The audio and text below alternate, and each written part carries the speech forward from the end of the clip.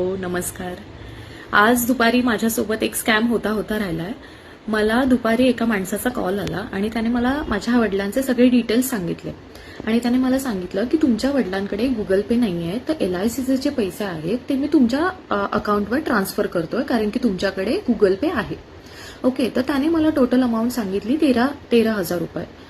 13,000 रुपये अमाऊंट सांगितल्यानंतर त्याने मला, मी काही विचारायच्या आधीच त्याने मला पहिले 10,000 रुपये ट्रान्सफर केले. ट्रान्सफर केल्याचं त्याने मला सतत तो बोलायला लागला आणि खूप फास्ट बोलत होता. त्याने सतत मला बोलायला लागला की तुम्ही एकदा मेसेज चेक करा. मी मेसेज चेक केल्यानंतर 10,000 अकाउंटमध्ये आलेले आहेत असा मला मेसेज आला.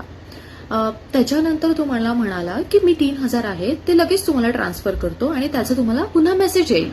आणि पुन्हा जो मेसेज आला तो 10,000चाच आला. तर तो मला म्हणाला की अरे अरे चुकून माझ्याकडनं 3,000च्या जागी 10,000 रुपये पुन्हा ट्रान्सफर झालेले आहेत. तर तुम्ही आता काय करा की जे उरलेले 7,000 रुपये आहेत ते तुम्ही मला पुन्हा माझ्या अकाउंटवर ट्रान्सफर करा.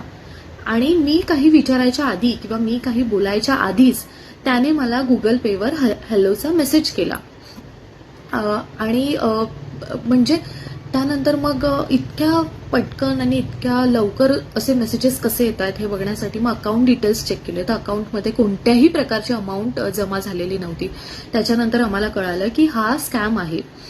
आपल्यापैकी भरपूर जण गुगल पे वापरतात. सिनियर सिटीजन सुद्धा इंटरनेट बँकिंग, गुगल पे सगळं वापरायला लागलेले आहेत. सो सगळ्यांना अलर्ट करण्यासाठी किंवा अवेअर करण्यासाठी हा फक्त मी व्हिडिओ बनवत आहे.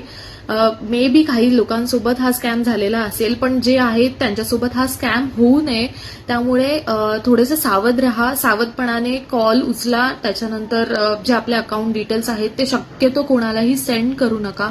कोणत्याही प्रकारचे अमाऊंट कोणालाही सेंड करू नका.